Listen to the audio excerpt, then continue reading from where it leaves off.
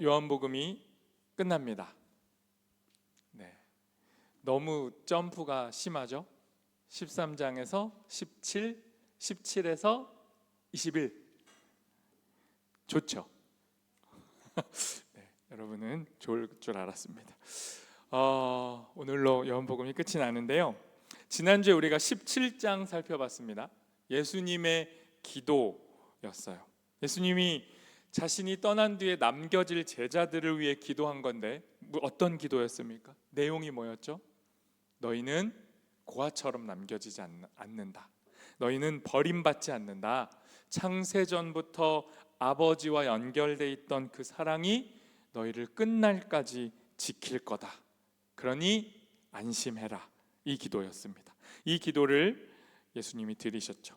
그리고 17장에서 기도하시고 18장에서 예수님이 유대 종교 지도자들과 로마 군사들에게 잡히십니다. 그리고 제자들에게 버림받아요. 그리고 19장으로 넘어가서 19장에서 예수님은 십자가에 달리시고 숨을 거두시고 돌무덤에 묻힙니다. 그리고 20장에 무슨 일이 벌어집니까? 죽었던 예수님이 다시 살아나세요. 그리고 제자들을 만났습니다. 그리고 그렇게 20장이 딱 끝나면 깔끔합니다. 예수님의 죽음과 부활. 그리고 20장 읽어보시면 20장 마지막 절 보시면 엔딩처럼 써놨어요. 그런데 갑자기 21장이 다소 생뚱맞게 이어진 거예요. 우리가 이걸 뭐라고 부르죠? 이런 경우를 소설 다 끝날 줄 알았는데 뒤에 뭐가 붙어 있어. 그거 뭐라 그래요? 그래요. 소설을 읽는 우리 남자 형제 한 분만 조용히 대답하셨습니다. 에필로그라 그러잖아요. 에필로그. 뒤에 덧붙이는 말. 그냥 덧붙입니까?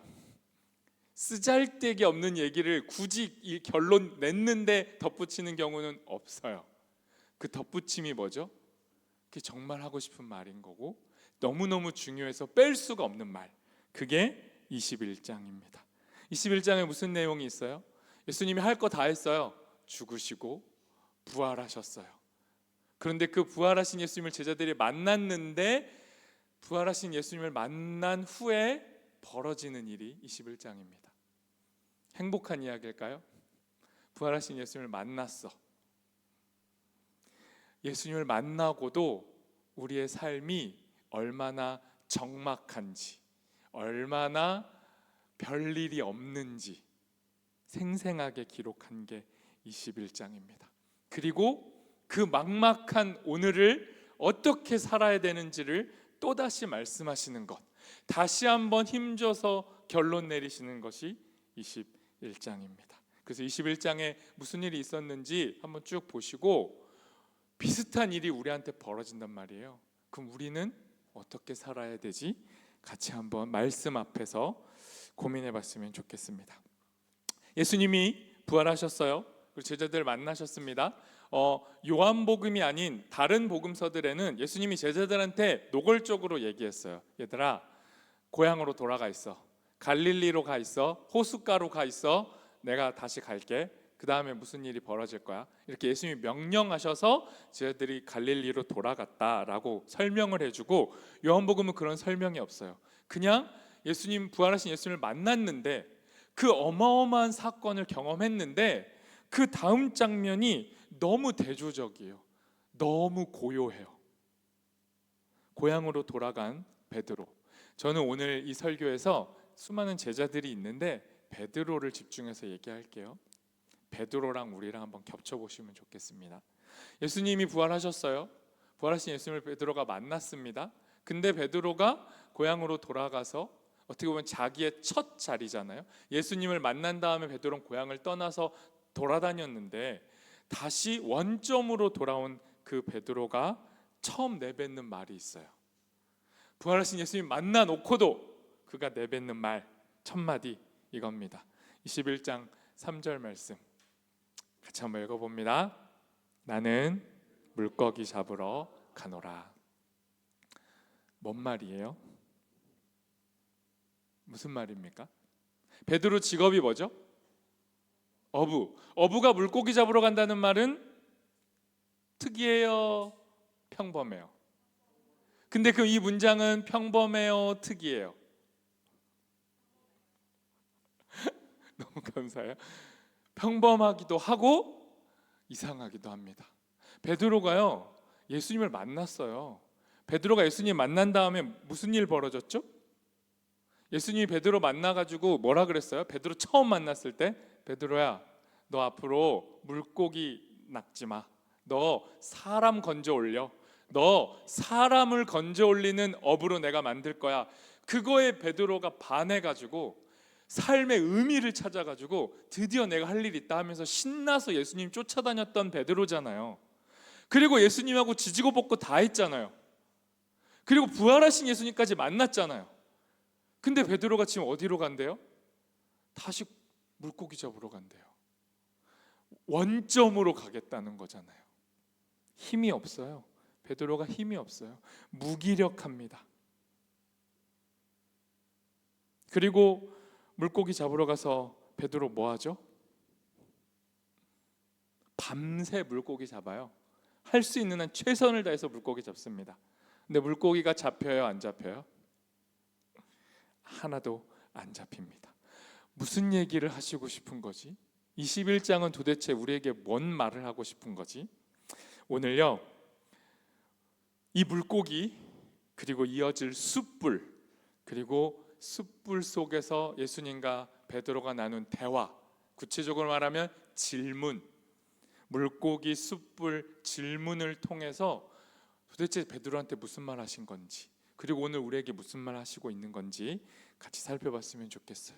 그리고 적용을 오늘이라는 우리의 자리, 사명의 자리로 다시 돌아와서 적용하고 설교를 마치려고 합니다. 예수님이 오늘 이 무기력한 베드로, 우리라고 칩시다. 부활하신 예수님 만나 놓고도 그냥 의미 없이 다시 물고기 잡겠다는 이 베드로에게 던지신 첫 번째 망치가 있습니다. 지난주 설교를 한번 좀 떠올려 보시고, 예수님이 손에 드신 망치, 소리굽새, 타진기, 사람을 흔들어 깨우는, 원래 소리를 내게 만드는 기준점, 그 첫 번째 기준점이 물고기라는 도구였어요. 예수님이 첫 번째 도구 물고기를 사용하십니다. 4절부터 6절을 세 번역으로 같이 한번 읽어보겠습니다. 같이 읽습니다. 이미 동틀 무렵이 되었다.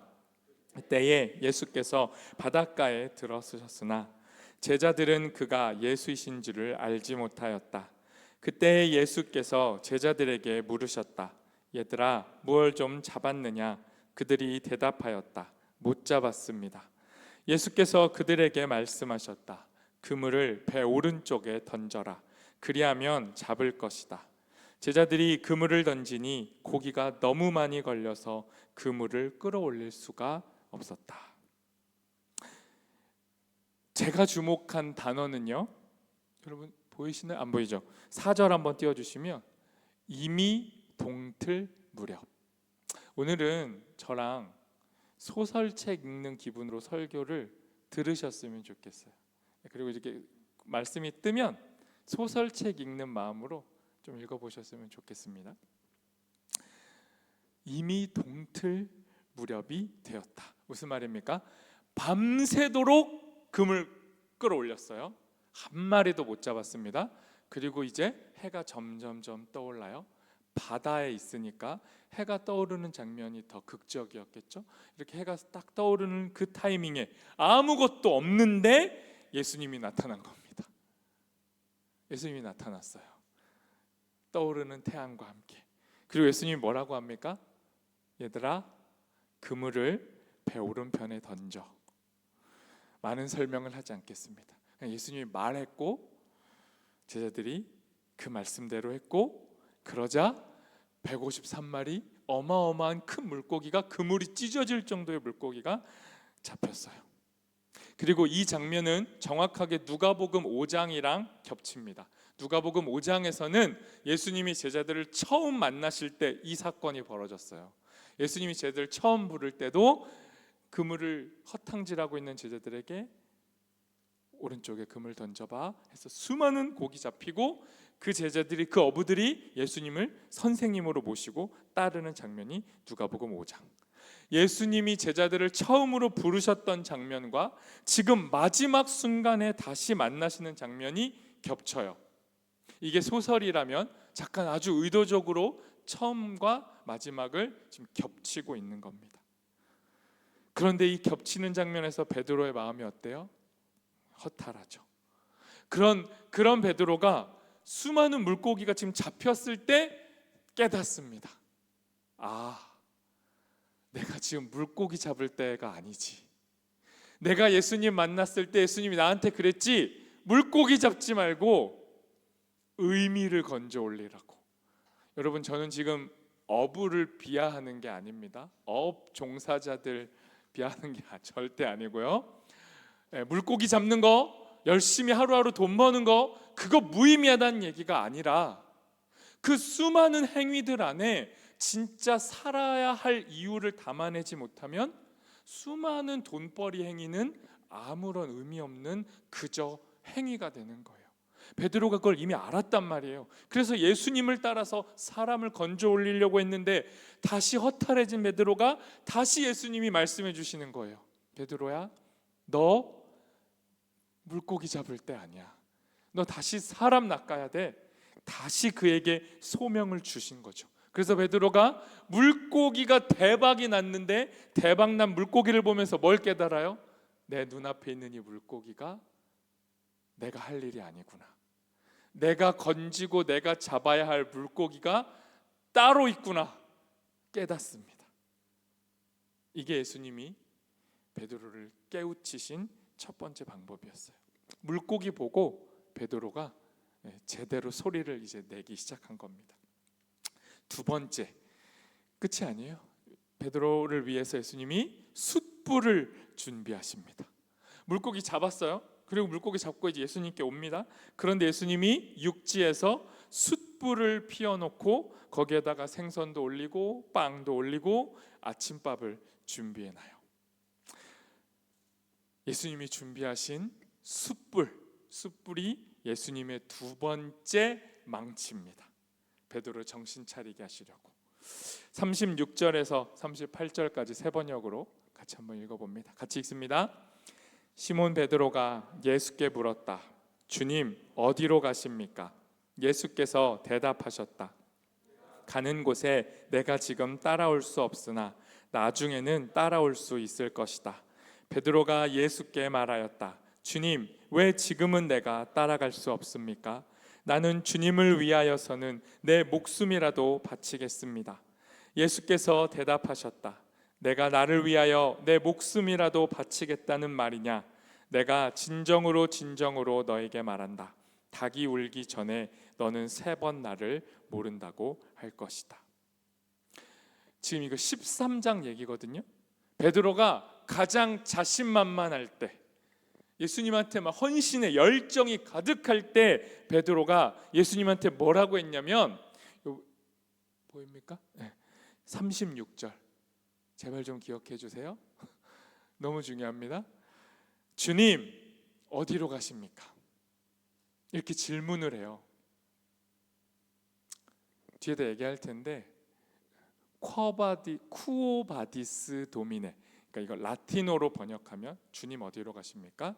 쿠오바디스 도미네라는 말인데, 예수님이 자꾸 죽으러 간다 그러니까 베드로가 묻는 거예요. 주님 어디로 간다는 거예요? 그리고 예수님 뭐라 그래요? 너 내 말해줘도 지금 못 따라와. 근데 나중에는 내가 가는 길 너도 따라올 수 있어 라고 얘기해 주셨죠. 그때 베드로가 뭐라 그래요? 저 따라갈 수 있어요. 저 목숨 걸고 따라갈 겁니다. 그랬더니 예수님이 뭐라 그럽니까? 너 닭 울기 전에 3번 나를 모른다 할 거야. 그리고 나서 무슨 일이 벌어집니까? 18장으로 넘어가 보겠습니다. 18장 18절과 25절 이어가지고 같이 한번 읽어봅니다. 날이 추워서 종들과 경비병들이 숯불을 피워놓고 서서 불을 쬐고 있는데 베드로도 그들과 함께 서서 불을 쬐고 있었다. 사람들이 그에게 물었다. 당신도 그의 제자 가운데 한 사람이지요? 베드로가 부인하여 나는 아니요 하고 말하였다. 13장 장수 차이는 있지만 너무나도 당당했던, 다 할 수 있습니다 외쳤던 베드로가, 목숨 걸고 주님 따라가겠다 했던 베드로가 숯불 앞에서 뭐라고 말했습니까? 나 저 사람 모릅니다. 나 예수 모릅니다. 예수를 따라가기는커녕 나는 저가 가는 길을 저주합니다. 난 저 사람과 아무 상관없습니다 하고 부인했어요. 그러니까 숯불이라는 건 뭡니까? 베드로의 가장 큰 치부를 드러내주는 거울 같은 거예요. 숯불은 베드로의 트라우마입니다. 숯불 보면 베드로가 미쳐버려요. 너무 괴로운 거예요. 자기의 가장 밑바닥, 자기의 한계, 자기가 내뱉은 말과 정반대로 살아내는 자기의 현실. 숯불은 뭡니까? 베드로의 점수표예요. 숯불이 뭐예요? 베드로의 성적표. 여러분이 지금은 까맣게 잊고 지내고 너무 괜찮은 척하고 있지만 누군가 여러분의 중고등학교 때의 성적표를 들춰내면 그게 숯불이 되는 겁니다. 여러분들 표정이 지금 까보세요. 저 나름 잘했는데 약간 이런 표정이어서 좀 제가 당황했는데 알겠어요. 여러분 공부 잘했을 수 있죠. 제가 대한민국 평균으로 얘기하고 있는 겁니다. 너무너무 부끄러운 내 성적표. 근데 내 인생의 성적표, 내 삶의 결과물, 나 할 수 있어요 해놓고 정반대로 행했던 내 그 수치스러운 결과물이 베드로에겐 숯불이었는데, 예수님이 지금 뭐 합니까? 물고기 막 가득 대박난 베드로, 그러나 그 물고기가 대박이 아니란 걸 아는 베드로, 그 베드로에게 두 번째 망치인 숯불을 피워서 그에게 보여줘요. 9절을 세 번역으로 읽어볼까요? 9절 같이 읽습니다. 그들이 땅에 올라와서 보니 숯불을 피워놓았는데 그 위에 생선이 놓여있고 빵도 있었다.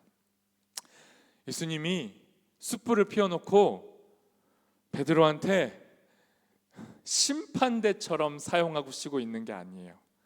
이거 숯불 보여? 베드로? 너 이 숯불 앞에서 무슨 짓 했지? 너 나를 위해 목숨까지 건다 그래놓고 너 숯불 앞에서 뭐라 그랬어?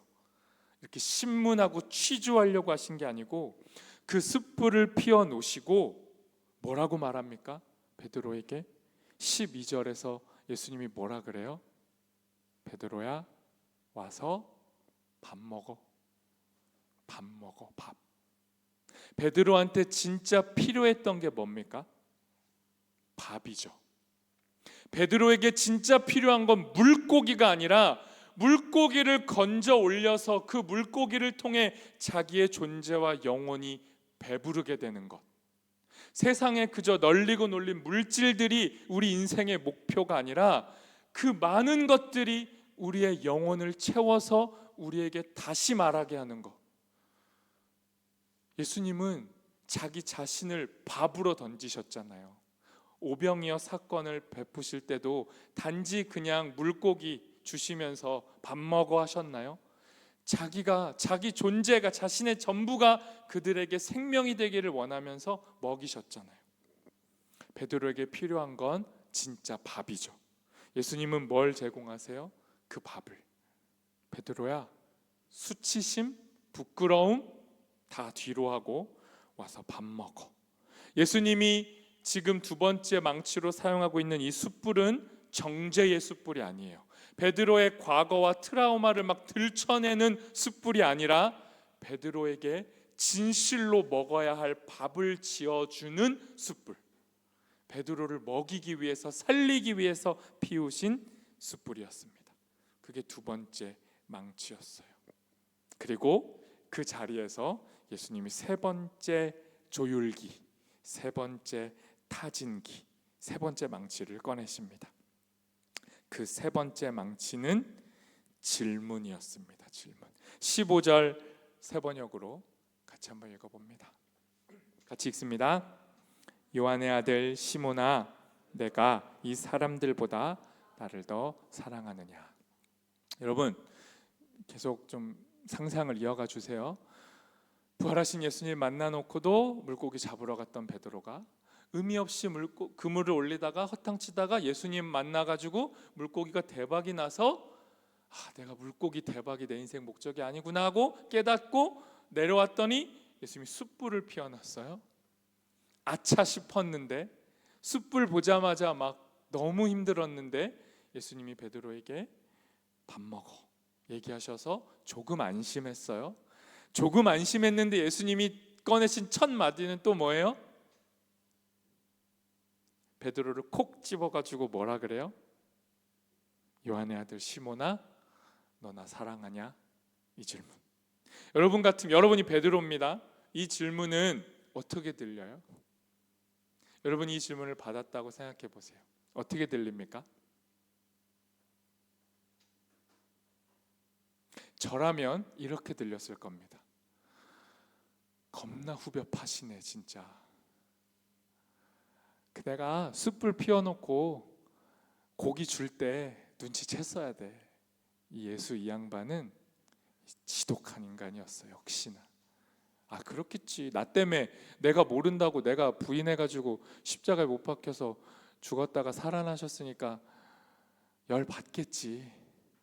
그래서 지금 나를 아주 갈아 마시려는 거구나. 차라리 화를 내세요. 너 나 그때 왜 모른다 그랬어 이 새끼야. 이렇게 하시라고요. 이게 막 저 같으면 올라올 것 같다. 차라리 욕을 한 바가지 하시라고요. 사랑하느냐고 물으면 제가 어떻게 대답해요? 당신을 완전히 버렸는데. 근데 예수님 물어요. 근데 예수님이 베드로한테 뭐라고 물어봐요? 베드로야 라고 안 불러요. 이름도 아주 지독하게 뭐라고 부릅니까? 요한의 아들 시몬아. 여러분이 공간복음, 그러니까 복음서를 좀 정기 구독하시고 애독하는 독자라면 요게 좀 이상해야 됩니다. 예수님이 베드로한테 이름을 새롭게 지어준 거거든요. 그러니까 베드로란 이름은 예수님 만나서 붙여진 이름이에요. 선물 같은 이름이에요. 근데 예수님이 베드로를 다시 만난 다음에 뭐라고 불러요? 옛날 이름, 베드로의 옛 모습, 예수님 만나기 전에 의미도 모른 채 그냥 세상 살던 멋모르던 인간 베드로의 이름, 원래 이름 요한의 아들 시몬. 베드로의 옛 자리, 원래 인간 베드로의 자리, 요한의 아들, 이름도 없는 요한의 아들, 별거 없는 시몬. 그 이름을 부르면서 물어요. 너 나 사랑하니? 이거 무슨 의미입니까? 진짜 후벼 파는 거예요? 이제는 막 베드로란 이름도 안 불러줘. 야 너 실패자, 야 시몬, 너 나 사랑하냐? 이렇게 묻는 겁니까? 정반대로 묻는 거예요. 베드로야, 너 나 만나기 전에 이름 뭐였지? 시몬. 아무도 널 알아주지 않았지? 너 역시 나를 몰랐잖아. 아무것도 모르던 그때 네 이름 뭐였어? 시몬. 지금 내 앞에 있는 넌 뭐야? 너 여전히 시몬. 근데 괜찮아, 상관없어. 시몬아, 너 나 사랑하니? 너 내 사랑이 필요하니? 너 여전히 내 사랑이 아니면 배부를 수도 없고 숨 쉴 수도 없고 삶의 목적과 이유를 모르는 바보잖아. 그러니까 내가 너에게 다시 물을게. 시몬아, 너 나의 사랑이 필요하니? 그 질문입니다.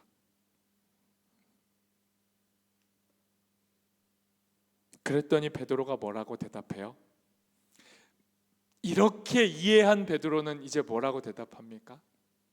예전처럼 저 예수님 사랑하죠. 저 예수님의 목숨도 겁니다. 이렇게 말할 수는 없어요. 이미 실패를 경험한 베드로는 이제 뭐라고 말합니까? 자기의 대답도 자기 힘으로 대답할 수가 없어요. 예수님 사랑에 기대어서 조심스럽게 대답합니다. 15절 말씀 같이 한번 읽어봅니다. 주님, 그렇습니다. 내가 주님을 사랑하는 줄을 주님께서 아십니다. 달라진 베드로가 보이시나요? 제 대답 안에서 베드로가 이제 뭐래요? 저 절대 예수님 이제 다시는 배반 안 할게요. 한 번 배반했는데 제가 또 배반하겠습니까? 저 인생에 이제 두 번의 배반은 없어요. 실패 없어요. 예수님 한 번만 저 믿어주세요. 저 진짜 잘할게요. 이제 저 진짜 이제 은혜 받았으니까 신앙생활 똑바로 할게요. 저 이제 진짜 달라질게요. 이렇게 말하는 겁니까? 베드로는 뭐라고 말해요? 내가 주님을 사랑할 수 있는 힘도, 내가 주님을 사랑한다라는 말 안에 담긴 의미도 주님이 아십니다.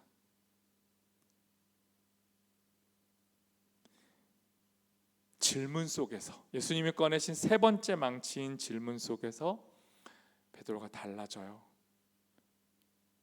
그리고 드디어 다시 정신을 차린 베드로에게 예수님이 새로운 사명, 원래 주었던 사명인데 다시 부여하시는 사명을 위임하십니다. 그게 17절에 나와요. 예수님이 이렇게 말하죠. 정신 차린 베드로에게, 베드로야, 네가 나를 사랑한다면 내 양을 먹여. 네가 방금 먹었던 그 밥, 나로 인해서 먹고 사는 그 밥을, 그 밥이 필요한 양들에게 가서 너도 전해줘. 새로운 사명을 던져주신 거예요. 이렇게 베드로는 정신을 차렸어야 합니다. 이렇게 성경은 아름답게 끝나면 좋아요. 베드로한테 AS 해주시고 베드로를 다시 정신 차리게 하시고 베드로가 힘을 얻어서 세상으로 나아가서 그리스도인답게 살았다, 이렇게 끝내주면 좋은데, 요한복음의 에필로그는 너무나도 인간적입니다. 너무나도 우리를 잘 알아요. 그래서 우리를 후벼 파요. 어떤 식으로? 베드로, 정신 차렸어야 돼요. 이제 이렇게 해서, 주님이 날 용서해 주셨으니까 제가 주님의 양떼를 잘 먹일게요. 저 이제 잘할게요 하고 끝나야 되는데, 내 양떼를 먹여라 하고 예수님이 말씀하시자마자 베드로가 뭐 합니까? 수련의 날 은혜를 받았어요. 정말 주님을 만난 것 같아요. 내가 왜 살아야 되는지 알 것 같아요. 딱 그렇게 수련회를 마치고 주님을 만나고 집으로 돌아가요.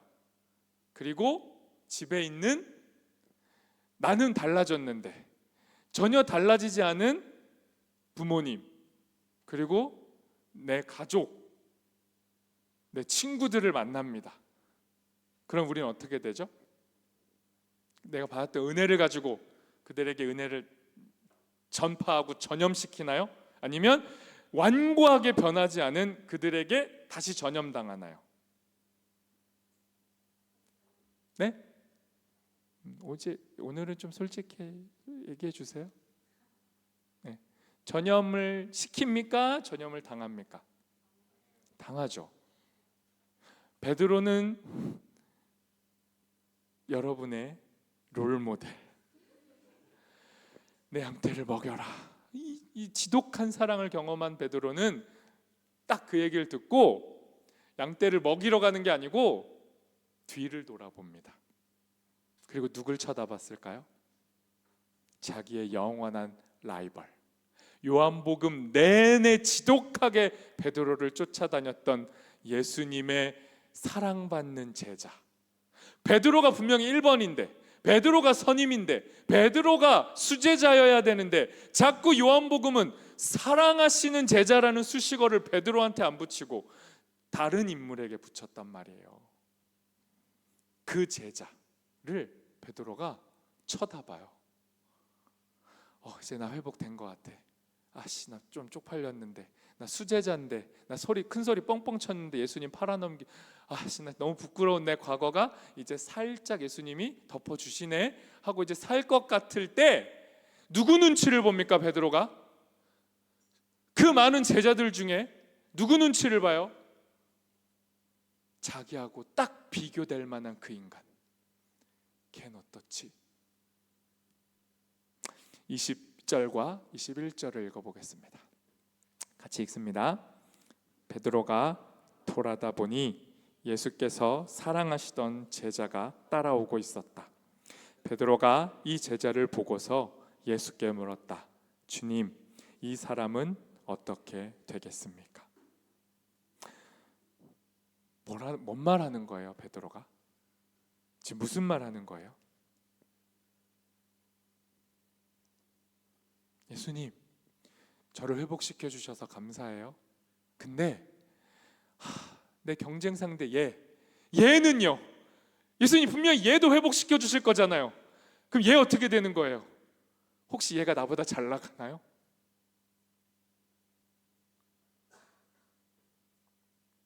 여러분, 내 양떼를 먹여라.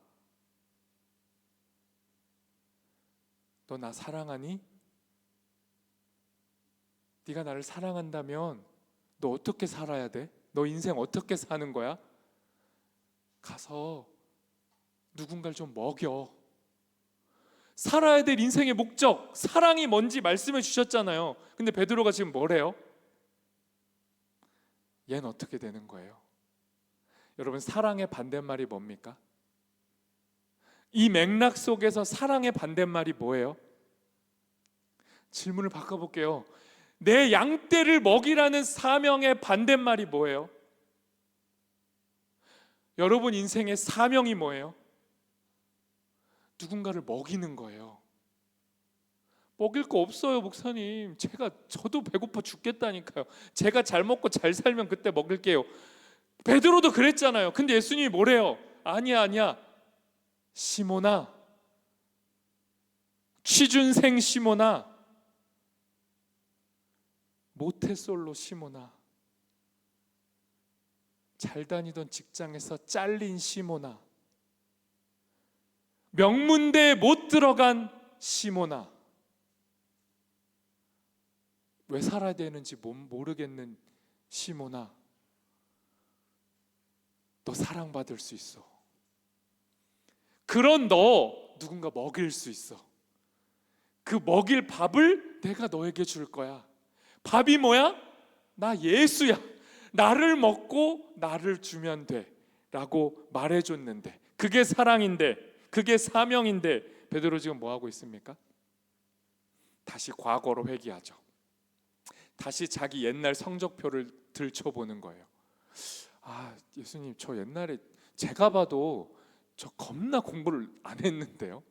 이런 제가 누구를 먹여요? 저 바보 같아요, 바보. 저 진짜 능력이 없어요. 근데 얘는요, 얘는 어떻게 되는 거예요? 얘랑 비교해보면 제가 좀 난 것 같은데, 그래도 안 돼요, 저는. 이런 질문입니다. 다시 원점. 기껏 살려놨더니 다시 뒤돌아보는 베드로. 그 베드로에게 예수님이 아까 세 개의 망치 뭐였죠? 물고기, 숯불, 질문. 다 어떻게 사용하셨죠? 니체가 말한 타진기처럼 이렇게 톡톡톡. 베드로를 막 때려 부시지 않았잖아요. 정신 차려 베드로, 정신 차려 베드로, 정신 차려 베드로 이랬는데, 또 말 못 알아들고 뒤돌아보면서 얘랑 비교하면서, 얘랑 비교했을 때 저 좀 어떤데요? 이러니까 예수님이, 성경에는 안 써 있어요. 근데 괄호 치고, 이 새끼 진짜 안 되겠다. 약간 화가 난 것 같아요. 그래서 뭐라고 합니까? 큰 망치를 들고 지금까지 이렇게 톡톡톡 하다가 이번에 약간 세게 내리칩니다. 이 내리침의 장면은 제가 여러분한테 약속했는데, 모두가 자신의 무가치함과 싸우고 있다, 다시는 얘기하지 않겠다고 했지만 한 번만 더 얘기하면, 거기 보면 너무 중요한 작가를 대변하는 여자 배우가 있어요. 영화 제작자가 자기 남편 그리고 거기 등장하는 인물들 정신 못 차릴 때, 말해도 못 알아들을 때 뿅망치를 들고 겁나 세게 내리칩니다. 물론 그 뿅망치로 그 사람을 죽이려고 한 건 아니잖아요. 근데 정신 차리라고 한 거잖아요. 그때 사용한 망치처럼 예수님 이번에 뿅망치를 드셨어요. 그래서 내리칩니다. 22절 말씀 같이 읽어보겠습니다. 같이 읽습니다. 예수께서 말씀하셨다. 그것이 너와 무슨 상관이 있느냐? 너는 나를 따르라. 베드로야, 얘 잘 되고 말고는 그게 뭔 상관인데? 네가 할 일이 뭐야? 내가 다시 말해주잖아. 네가 할 일 뭐야? 양떼 먹여. 양떼를 돌봐. 누군가를 먹이라고. 그게 나를 따르는 길이야. 그러니 누가 더 잘 먹이고 있는지, 예수님, 얘가 더 잘 먹이는 것 같아요. 얘가 더 잘하는 것 같아요. 저 사람 잘 나가는 것 같아요. 제가 앞서가는 것 같아요. 비교할 천지의 사람들이 널려 있지만 그거 보지 말고, 그거 상관하지 말고 너는 너의 길을 가. 너는 너에게 허락된 양떼를 돌보고 먹여. 너는 오늘을 살아. 너는 그냥 오늘을 살라고. 자꾸 뒤돌아보고 쟤 어떻게 잘 나가고 있었는지, 쟤 어떻게 잘 나가는지 비교하지 말고, 보이지 않는 미래를 바라보면서 나중에 쟤 어떻게 될 건데요. 나중이 되면 나라는 존재가 잘 살았는지 못 살았는지 얘랑 비교했을 때 평가받는 겁니까? 그런 질문하지 말고, 내 최후의 상태가 자간지, 나 70, 80대에서 죽을 때도 전세 월세인지 상관없이, 내가 마지막 죽을 때 세상 사람들이 나를 얼마나 아는지 모르는지 상관없이 너는 오늘을 살아. 그게 너의 사명이야. 말씀하신 겁니다.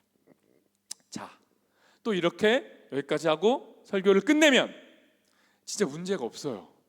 괜찮은 설교가 될 수 있습니다. 본문에 충실했잖아요. 요한복음도 20장에서 그렇게 끝나면 돼요. 근데 21장 껴놨잖아요. 그래서 제가 요한복음을 본받아서 저의 설교 에필로그를 끼워 넣도록 하겠습니다. 여러분, 다시 질문해 볼게요. 정신 못 차리는 베드로 3번의 망치로 맞고 마지막에 거대한 망치 한 방 맞으면서 정신 차려. 자꾸 욕을 하려고 하는데 참겠습니다. 요즘 자꾸 습관처럼 설교에서 새끼를 붙였더니 이게 너무 신나가지고 말할 때마다 자꾸 붙이고 싶은데, 새끼가 욕입니까? 에? 아니에요. 애매하지 않아요. 새끼는 국어 사전에 있는 우리 단어잖아요. 말의 새끼가 뭐예요? 개의 새끼가 뭐예요? 개새끼. 아니, 개새끼죠. 제가 욕하는 게 아니잖아요. 그러니까 새끼가 욕이 아니라는 걸 좀 구체하게 한번. 자, 예수님이 정신 못 차리는 이 베드로 새끼를 이제 망치 여러 번 때리고 정신 차리게 했죠. 그러면 질문하겠습니다.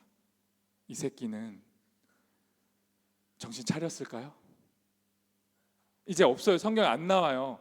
이 베드로 씨는 이제 다른 사람 상관 안 하고 뒤돌아보지 않고 헛된 미래, 괜히 미래 앞당겨서 고민 안 하고 오늘을 살면서 잘 걸어갔을까요? 네? 아니에요? 베드로가 우리를 닮았다면 시행착오가 많았겠죠? 이 뒷얘기는요, 이제 정경이라고 불리는 성경 이야기는 아닙니다. 그러면 말할 수 없냐? 아니요, 말할 수 있습니다. 정경 말고도 외경이라고 하는 이 사도들에게 채택받지 못한 하지만 당시의 그리스도인들의 삶을 기록해낸 문서들이 있어요. 그 중에 하나가 베드로 행전이라는 외경이 있습니다. 그 베드로 행전이 베드로에 대한 이야기를 많이 담아놨어요. 그 이야기를 참고해 보자면 베드로가 이후에 어떻게 살았는지 알 수 있어요. 그리고 이 베드로 행전에다가 소설책 하나를 더하면 베드로가 어떻게 살다가 죽었을지를 조금 더 생생하게 볼 수 있어요. 베드로 행전에다가 소설책 한 권을 더하면 되는데, 그 소설책은 뭐냐면 무려 노벨 문학상을 받은 헨리크 시엔키비치. 처음 들어보시죠? 물론 아는 분도 있죠. 고전이니까. 폴란드 작가인데 쿠오바디스. 혹시 이 소설 아십니까? 들어본 적도 없어요? 그래요. 그럴 수 있죠.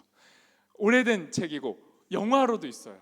물론 옛날 영화라 저도 제대로 보진 못했지만 이 쿠오바디스라는 소설, 베드로 행전을 가지고 이 작가가 자기의 상상력을 불어넣어서 쓴 이 소설과 합쳐가지고 베드로를 보자면, 베드로의 마지막 모습을 보자면 베드로가 어떻게 살았는지 그리고 어떻게 죽었는지 좀 볼 수 있어요. 맥락이 이렇습니다. 이건 실제 역사랑 겹쳐요. 그러니까 그냥 들으시면 됩니다. 거짓말 아니야? 뻥 아니야? 이렇게 듣지 마시고, 베드로가 이 예수님을 만난 사건, 다시 사명을 부여잡고 여러 군데로 돌아다니면서 예수님의 양떼를 먹입니다. 정말 돌봐요. 온 힘을 다해서. 그러다가 이제 노년이 되어 죽을 때쯤 됩니다. 한 서기 64년 정도로 생각해도 좋아요. 그때쯤 되면은 베드로 이제 나이가 많아요. 근데 그때 베드로는 로마에 있었습니다. 근데 로마에서 무슨 일이 벌어졌냐? 로마의 황제들 중에 로마의 성현이라고 불리는 아주 지혜롭고 뛰어난 황제들도 있지만 최악의 황제들도 있어요. 그 최악의 황제 중에 최악의 최악이 누구냐? 네로거든요. 네로 이름은 들어봤죠? 제가 이렇게 불안할 일입니까 이게? 네로. 아무튼 나쁜 놈 있어요. 이분이 황제인데 미쳐가지고 자기를 역사상 존재했던 가장 위대한 시인이라고 불렀어요. 미친 겁니다 진짜. 물론 그 시대는 그런 이제 황제가 이제 문학도 하고 지혜로워야 되니까 나름 공부 열심히 했을 겁니다. 그러다가 미쳐버렸을 수 있어요. 자기의 자리, 권력, 그리고 사람들의 태도 여러 가지가 섞여서 광기 속에 미친 거죠. 그런 네로가 무슨 일을 했냐? 불을 질러요. 로마의 대화재라고 하는데 이게 네로가 진짜 불 지른 거냐 아니냐에 대한 역사적 논쟁은 지금도 있습니다. 근데 그거 뒤로 하고 네로 때에 벌어진 로마의 대화재가 벌어져서 수많은 사람들이 죽어요. 제가 이거 그 데살로니가 설교할 때 그 고대 도시 얘기할 때 나무로 된 5층 높이의 집들이 빼곡하게 로마에 있었다고 설명해 줬었어요. 분명히 그 나무들이 쫙 붙어 있는 집에 불이 붙었다 칩시다. 순식간에 다 타는 겁니다. 끌 수 없어요. 그렇게 로마 전체가 막 타고 있었어요. 그리고 수많은 사람이 죽었고 네로에 대한 이제 비판이 이어지기 시작한 거예요. 왜냐면 지도자니까. 근데 네로가 그거를 어떻게 합니까?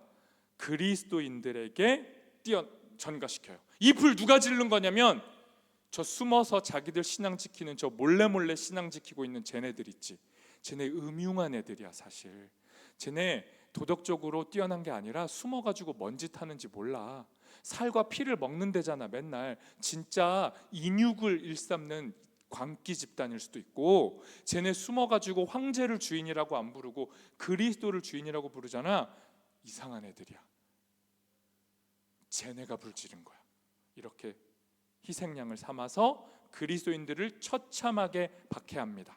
그래서 실제 문헌이랑 그 네로 당시의 박해를 이렇게 취합해 보면 그리스도인들을 이제 잡아와요. 그래가지고 어떻게 합니까? 그 사람들한테 짐승 가죽을 이렇게 씌워놔요. 그리고 굶주린 사냥개를 풉니다. 그러면 사냥개들이 그 가죽을 뒤집어 쓰고 있는 사람을 뭐로 생각합니까? 짐승으로 생각해요. 그래서 어떻게 합니까? 산채로 물어뜯어요. 그렇게 죽여요. 그리고 그걸 즐깁니다. 사람들이, 로마인들이. 그게 스포츠였어요. 그게 넷플릭스 같은 거예요. 그들에게는. 그렇게 사람들이 죽어나가요. 그리고 어떻게 합니까? 밤이 되면 로마 당시에 밤에 전등이 있어요? 없어요? 그럼 뭘로 밤을 밝혀요? 횃불로 밝히죠. 그러면 어떻게 횃불을 씁니까? 사람을 꼬챙이에 꽂고 거기에다가 인화성 물질을 바르고 불을 붙이면 사람이 완전히 타들어갈 때까지 불이 활활 잘 타요. 그걸 즐겼죠. 그런 박해가 이어지던 게 네로 시대의 박해입니다. 그때 베드로는 그 박해의 한복판인 로마에 있었어요. 그때 사람들이 말해요. 그때 베드로는 정말로 성숙하고 노련하고 지도자가 돼 있는 상태였기 때문에 사람들이 베드로를 진심으로 제자들의 수제자로 여기고 교회의 지도자로 여겼습니다. 그때 사람들이 소설에도 잘 나오지만 뭐라고 하냐면 베드로님 당신만은 살아주십시오. 우리가 다 네로의 박해 속에 죽어도 당신은 이 로마의 박해를 잠시 벗어나셔서 살아남으신 후에 꺼지지 않는 불이 되셔서 복음을 계속 전파해 달라고 베드로를 계속 설득해요. 베드로 마음이 너무 괴로워요. 자기가 있어야 될 자리, 예수님이 맡기신 양떼의 자리가 지금은 로마니까 여기 있어야 될 것 같은데 다 죽어나가는데 나만 도망치는 게 괴로웠단 말이에요. 베드로가 고뇌해요.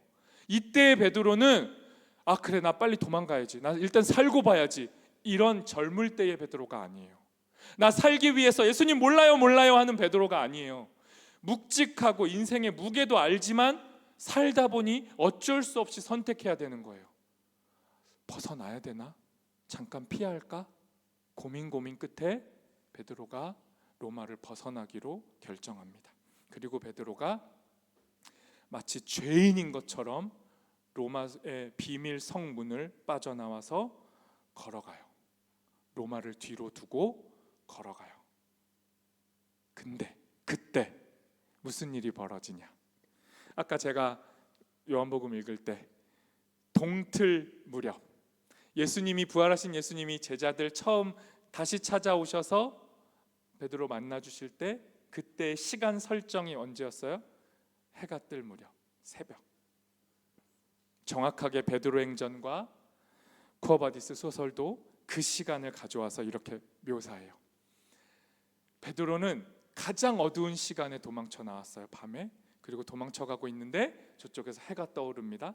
해가 떠오르는데 그 떠오르는 태양을 등지고 누군가가 자기에게 걸어와요. 베드로는 어디로 가고 있습니까?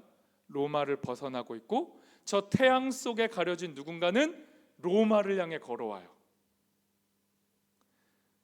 그때 베드로가 누구랑 걸어갔냐면 자기를 보좌할 수 있는 소년 남자랑 같이 둘이 걸어가고 있었는데 태양을 등지고 걸어오는 누군가의 빛을 베드로만 봅니다. 그래서 베드로가 멈춰요. 그리고 물어요. 저 빛 보여? 저 빛 보여? 근데 옆에 있는 소년은 안 보여요. 근데 그 빛이 점점 가까이 와요.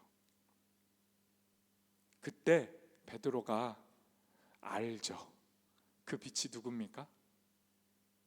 그 빛이 누구예요? 그리스도, 예수님. 예수님이 살면서 예수님 몇 번 만났어요? 베드로가 예수님 몇 번 만났습니까? 몇 번 만났냐는 질문이 참 그렇죠?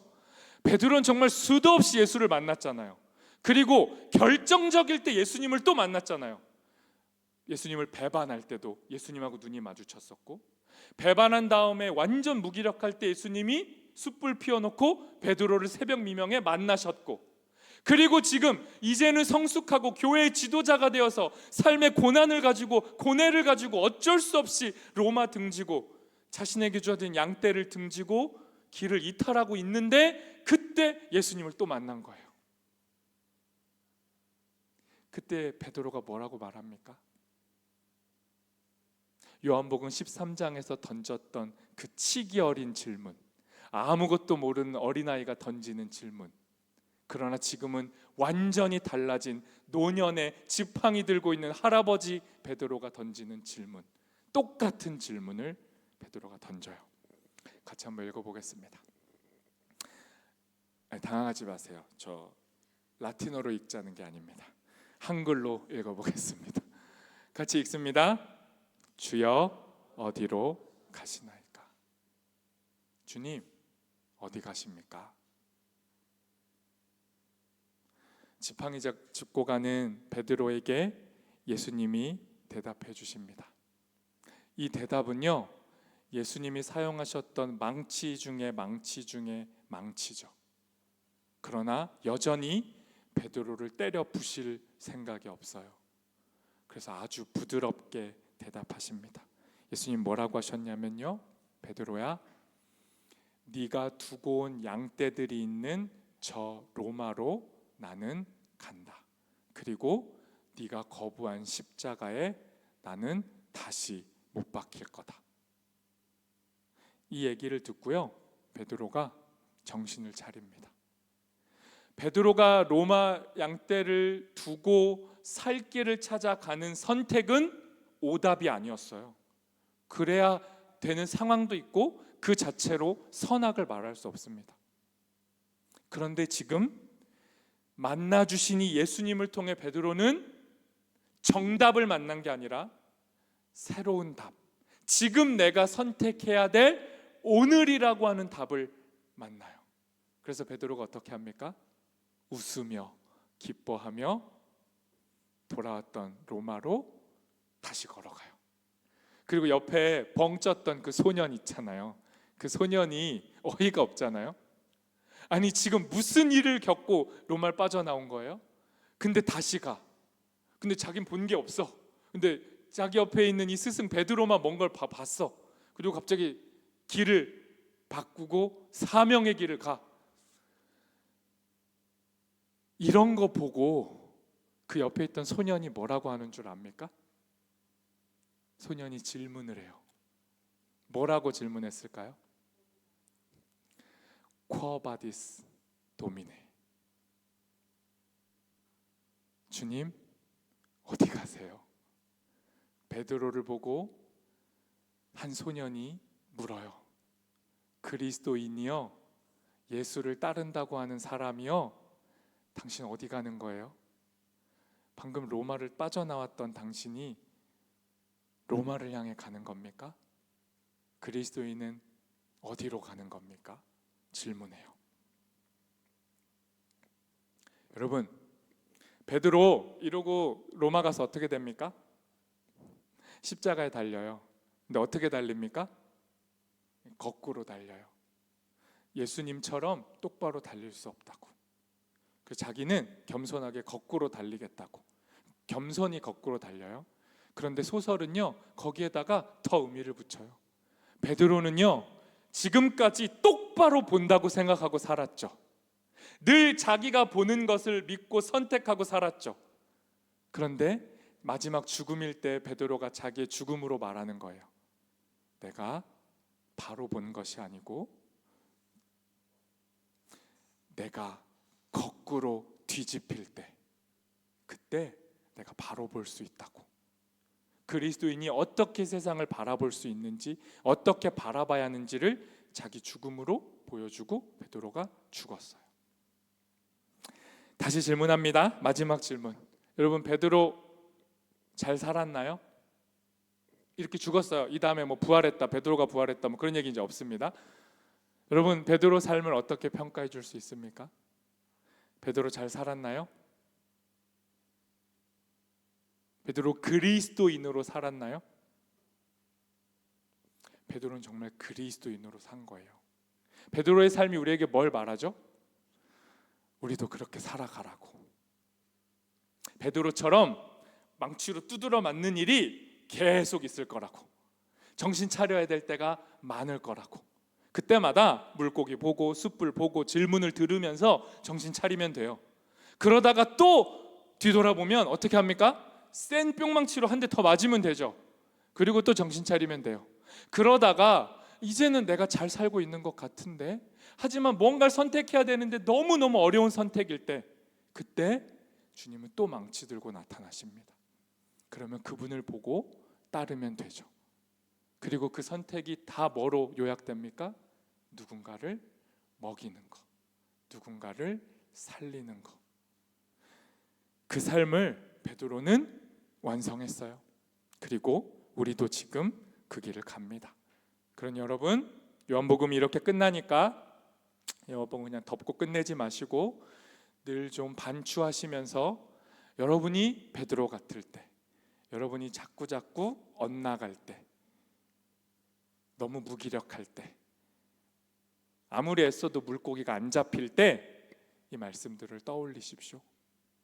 트라우마 같은 나의 실패가 막 숯불처럼 막 떠오를 때 이 말씀을 좀 떠올리시고, 뭘 어떻게 해야 될지 모를 때 주님의 질문을 떠올리시고, 그리고 여러분에게 예수님이 마지막으로 말씀하신 여러분이 있어야 할 자리, 오늘이라는 자리, 오늘이라는 사명의 자리를 지켜내시고 계속 오늘을 살아가시기를 예수님의 이름으로 축복합니다.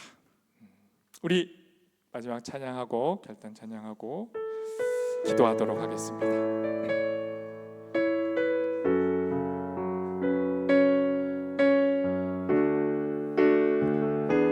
함께 고백합니다. 우리 오늘 눈물로, 우리 오늘 눈물로 한 알의 씨앗을 심는다. 꿈꿀 수 없어 무너진 가슴에 저들의 푸른 꿈 다시 돋아나도록 우리 함께 땀 흘려 소망의 길을 만든다. 내일로 가는 길을 찾지 못했던 저들 노래하며 달려갈 그 길, 그날에 우리 보리라. 새벽 이슬 같은 저들 일어나 뜨거운 가슴 사랑의 손으로 이 땅 치유하며 행진할 때 오래 황폐하였던 이 땅 어디서나 순결한 꽃들 피어나고 푸른 의의 나무가 가득한 세상. 그날에 우리 보리라. 그날에 우리 보리라.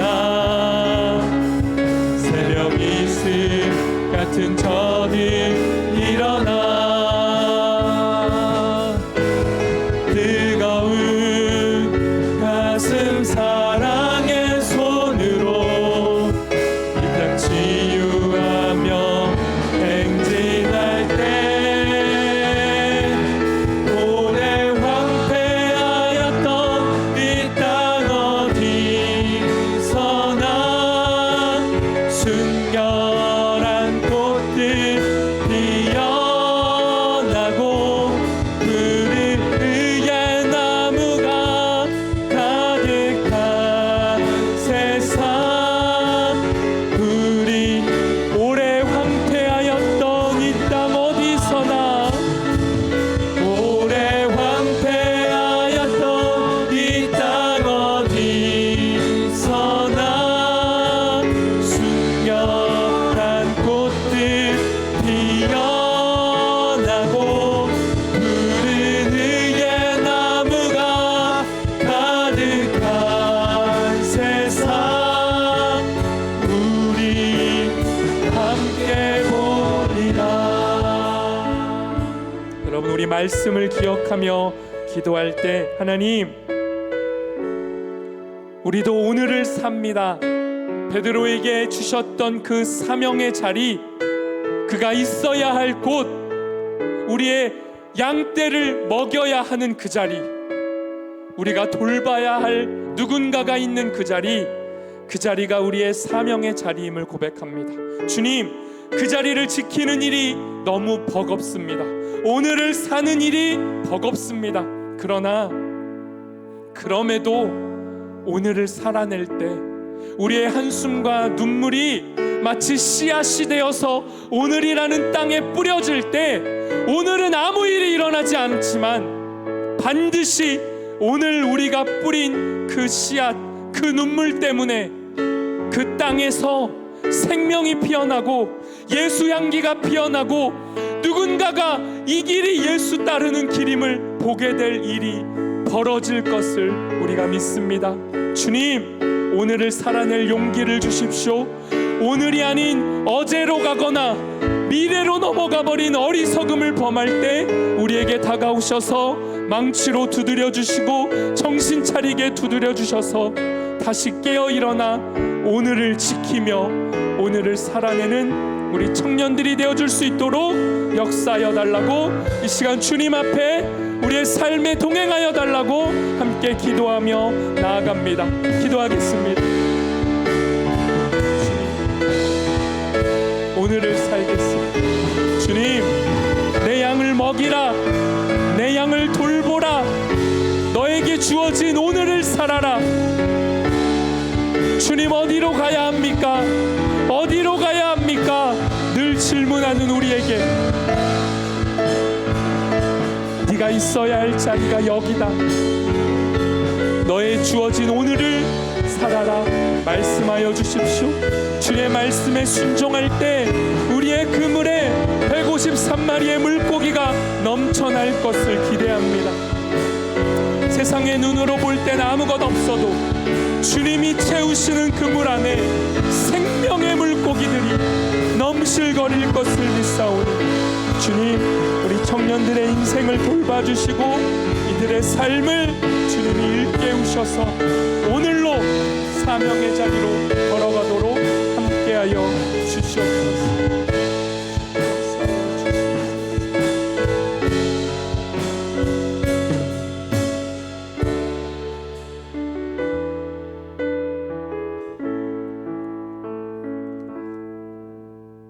예수님, 오늘도 우리에게 말씀해 주셔서 감사합니다. 베드로를 끊임없이 찾아가 주셨고 그의 위기 때마다 찾아가 주셨고 그의 죽음의 순간에도 그를 찾아가 주셨듯 우리 청년들의 삶에 찾아와 주십시오. 다가오셔서 주님의 사랑스러운 망치로 우리를 두드려 주시고 일깨워 주시고 우리가 어디로 가야 하는지, 주님은 어디로 가고 계시는지 바로 깨닫게 도와주십시오. 우리가 가야 할 곳은 주님이 가시는 곳, 양들을 돌보시는 곳, 그곳입니다. 우리도 그곳으로 가서 주어진 오늘 양들을 돌보고 사람들을 먹이며 사랑을 나누며 사는 주님의 사명자들, 주님의 제자들로 살아갈 수 있도록 우리 청년들 축복해 주시고 격려해 주십시오. 그 걸음걸음 위에 함께하여 주시고 그들이 살아내는 이 오늘 주님께서 동행하시고 힘이 되어 주시옵소서. 예수님의 이름으로 기도합니다. 지금 우리 주 예수님의 은혜와 하나님 아버지의 사랑과 성령님의 보호하심이 어디로 가야 할지 몰라 방황하는 이 방황길을 살아가는 청년들에게 주님이야말로 길이 되시고 주님이 가시는 그 방향이 우리가 가야 할 방향이고 그 방향 끝에는 십자가가 있고 결국 우리는 누군가를 먹이다가 그들의 밥이 되어서 죽는 존재라는 것을, 우리는 누군가를 살리기 위해 우리의 목숨을 내어주는 밥이 되는 사람들이라는 것을 다시 기억하고 주님과 함께 그 오늘을, 그 죽음의 길을, 그 다시 사는 길을, 그 부활의 길을, 그 영생의 길을 따라 걸어가기로 다짐하는 여기 모인 모든 하나님의 자녀들 위해 지금부터 영원까지 함께 하시기를 간절히 축원하옵나이다. 아멘.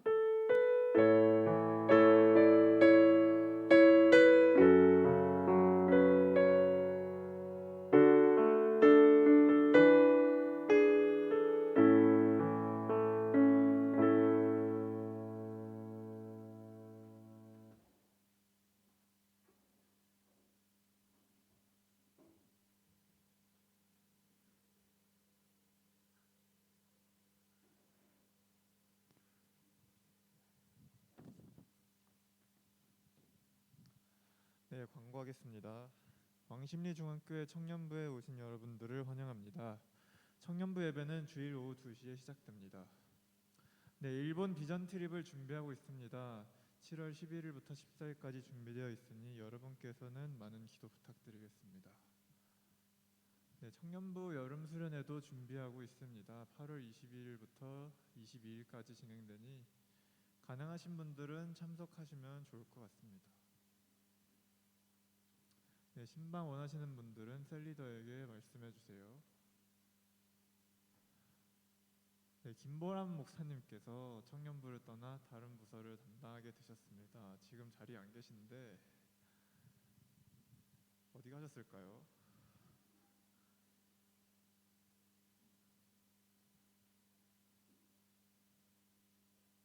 혹시 목사님 계신가요, 밖에? 목사님 오시면은 이제 마지막 인사드리고 저희 뭐를요?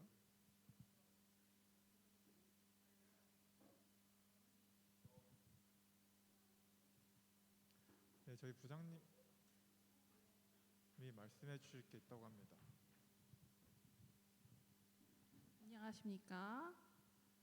네, 여러분들이 사랑하고 사랑하시는 김보라 목사님께서 그 교회의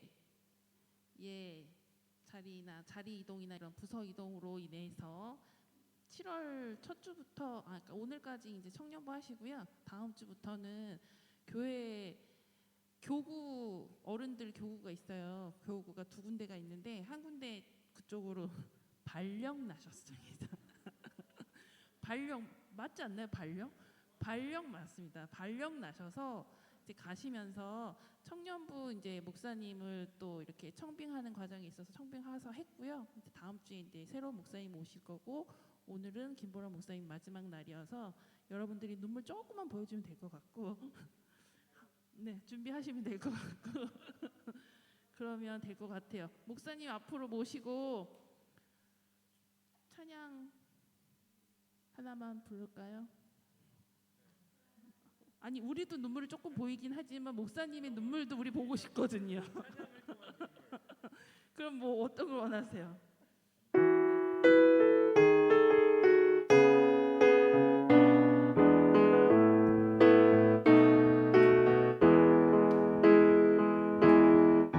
하나님의 사랑이 당신의 삶 가운데 가득하기를 축복합니다. 하나님의 은혜가 우리 가운데 가득하길 기도합니다.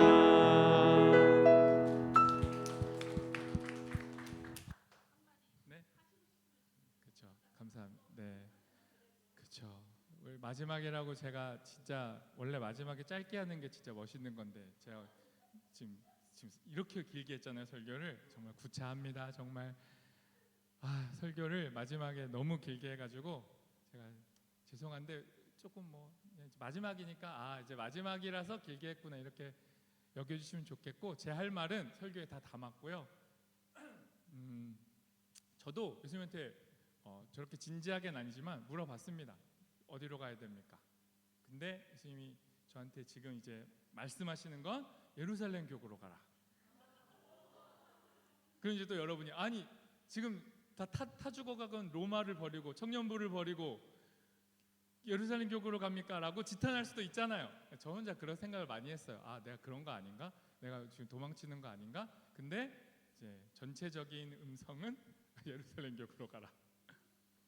그래서 가는 거예요. 그래서 가고요. 너무 이제 크게 생각하지 마시고 어쩔 수가 없습니다. 가라고 하면은 가야 되는 거예요. 그래서 제가 가고요. 다행히 근거리잖아요. 여러분이 의지만 있으면 우리 언제든 볼 수 있잖아요. 그죠? 의지를 가지고 쌩까면 못 보겠지만 분명히 전 교회에 존재하니까 이제 또 볼 수 있고 또 뭐 틈틈이 또 이렇게 뭐 사달라고 하면 당연히 사주고 그래서 다행히도 멀리 안 간다. 근데 어쨌든 그럼에도 미안하다. 네, 네. 이건 진짜 진심 미안하다. 여러분이 지금까지 많은 청년부 교역자들 이렇게 저 전에도 이렇게 왔다 갔다 하셨잖아요. 저도 그 행로에 그대로 제가 처음 왔을 때 물론 이렇게 베드로처럼 자신 있게 외치진 않았죠. 전 절대 여러분을 버리지 않습니다. 저는 뼈를 여기에 묻습니다라고 한 적은 없어요. 저는 지키지 못할 약속 따윈 하지 않았고요. 그런 적 없어요. 근데도 그래도 이렇게 빨리 이렇게 부서를 옮길 거라고는 저도 생각 전혀 못했고 당연히 못했고 여러분도 못했을 거예요. 그래서 미안합니다. 그건 진짜 미안하고 네. 그러나 너무 좋은 분이 온다. 그건 또 제가 담보해 드릴 수 있고 그래서 다음 주 맞죠? 다음 주에 오세요. 그러면 여러분의 이 모습 그대로 여기에 가식할 필요도 없고 뭐 오버할 필요도 없고 있는 그대로 여러분 보여주시면 엄청난 환대와 환호가 될 거예요. 그래서 목사님 오시면 받아주시고 같이 또 이제 오늘을 살면 됩니다. 그래서 꼭 오늘을 사시기를 그리고 저도 이제 이동한 자리에서 오늘을 계속 살겠습니다. 그렇게 살다가 또 같이 만나고 또 힘들면 또 망치로 좀 때리고 이렇게 하면 좋을 것 같아요. 그리고 마지막 약속해드릴 수 있는 건 이제 제가 어쨌든 이 적이 바뀌니까 이제 청년부 담당 목회자가 아니니까 이제 저를 따로 이렇게 만나시면 좀 더 이제 가식 없이 센 망치로 때려드릴 수가 있잖아요. 그래서 너무 속이 시원하고 그러니까 이제 만나면 좀 더 자신 있게 만나자 그런 말씀을 드리면서 마치도록 하겠습니다. 감사합니다. 기도해 주십시오. 네, 목사님께 드릴 케이크 준비했습니다.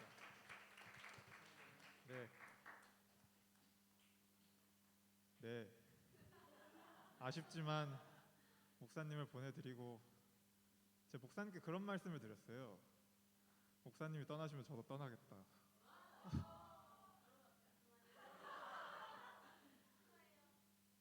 아쉽지 않으시죠? 네, 셀모임 하러 가세요.